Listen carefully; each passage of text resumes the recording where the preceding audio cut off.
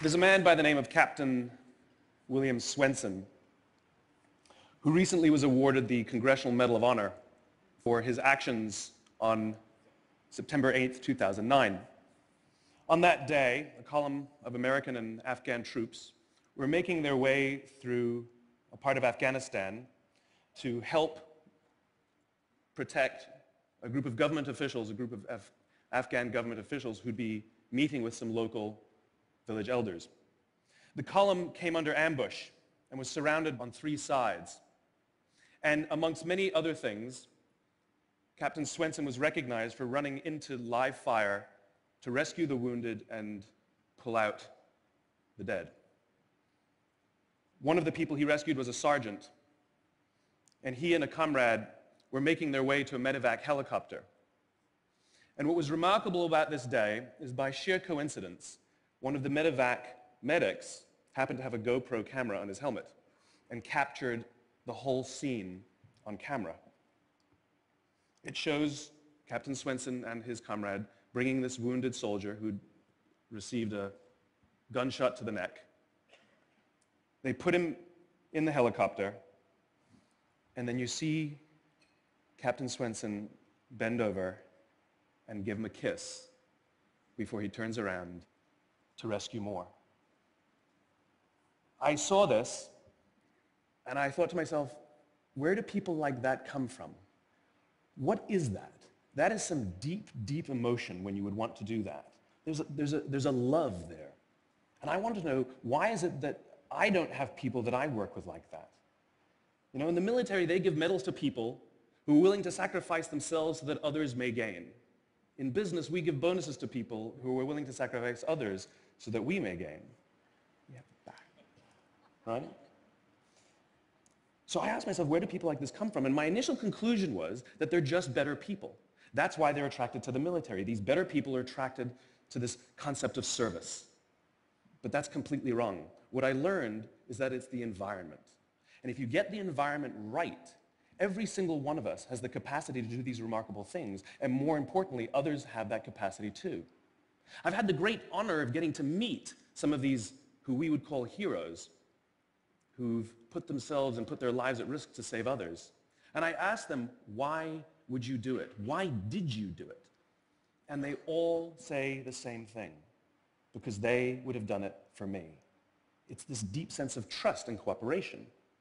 So trust and cooperation are really important here. The problem with concepts of trust and cooperation is that they are feelings. They're not instructions. I can't simply say to you, trust me, and you will.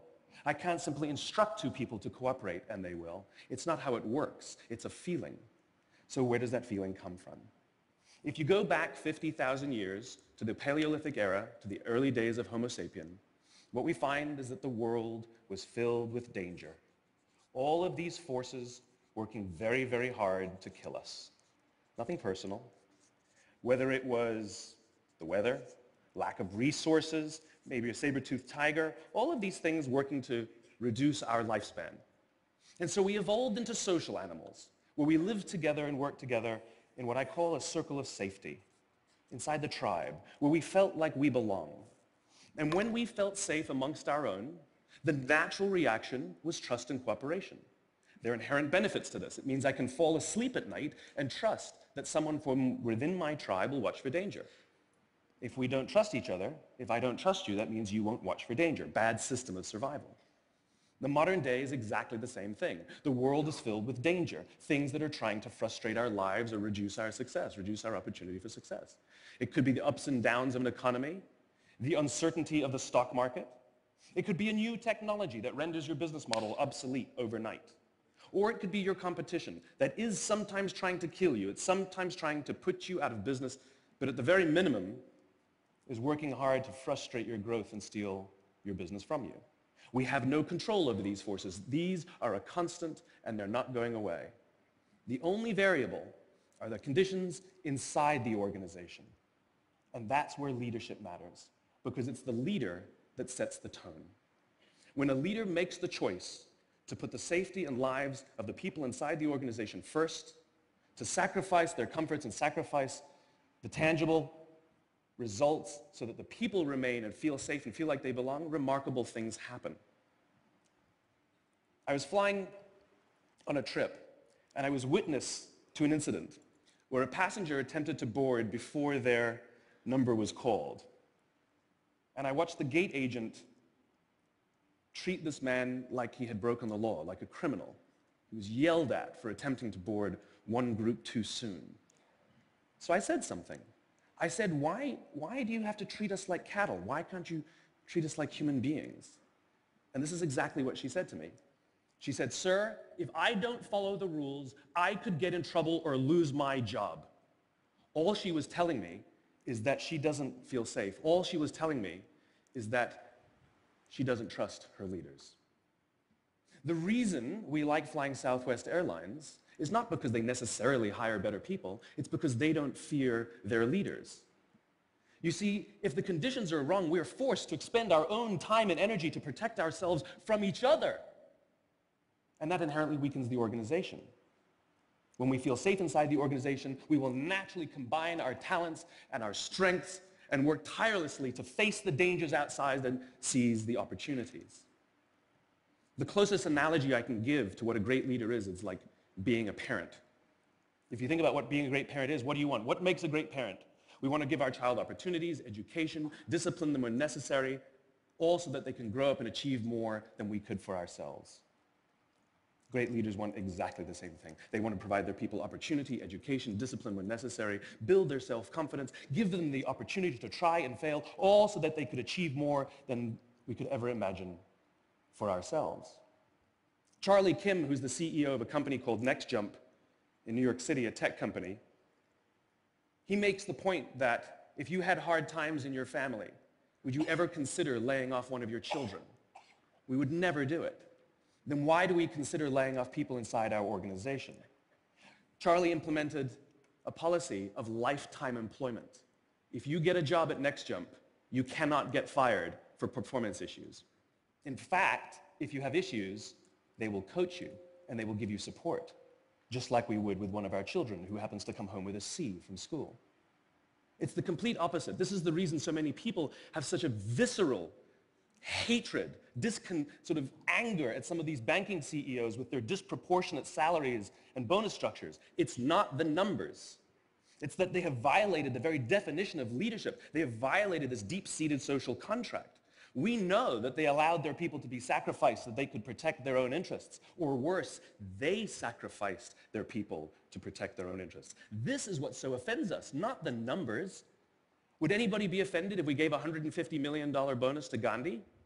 How about a $250 million bonus to Mother Teresa? Do we have an issue with that? None at all. None at all. Great leaders would never sacrifice the people to save the numbers. They would sooner sacrifice the numbers to save the people.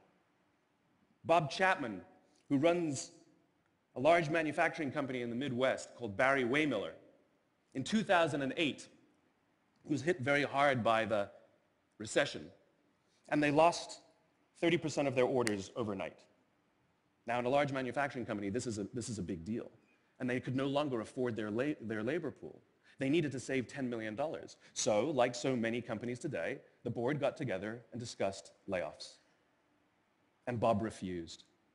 You see, Bob doesn't believe in head counts. Bob believes in heart counts.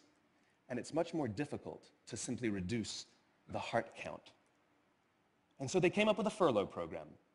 Every employee from secretary to CEO was required to take 4 weeks of unpaid vacation. They could take it any time they wanted, and they did not have to take it consecutively. But it was how Bob announced the program that mattered so much. He said, "It's better that we should all suffer a little than any of us should have to suffer a lot." And morale went up. They saved $20 million. And most importantly, as would be expected, when the people feel safe and protected by the leadership in the organization, the natural reaction is to trust and cooperate. And quite spontaneously, nobody expected, people started trading with each other. Those who could afford it more would trade with those who could afford it less. People would take 5 weeks so that somebody else only had to take 3. Leadership is a choice. It is not a rank. I know many people at the senior-most levels of organizations who are absolutely not leaders. They are authorities, and we do what they say because they have authority over us, but we would not follow them. And I know many people who are at the bottoms of organizations who have no authority, and they are absolutely leaders. And this is because they have chosen to look after the person to the left of them, and they have chosen to look after the person to the right of them. This is what a leader is. I heard a story of some Marines who were out in theater, and as is the Marine custom, the officer ate last, and he let his men eat first. And when they were done, there was no food left for him.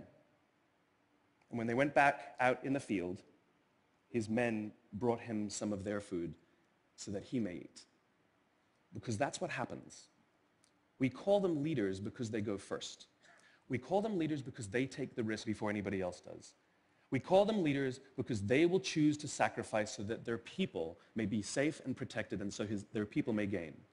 And when we do, the natural response is that our people will sacrifice for us. They will give us their blood and sweat and tears to see that their leader's vision comes to life. And when we ask them, why would you do that? Why would you give your blood and sweat and tears for that person? They all say the same thing. Because they would have done it for me.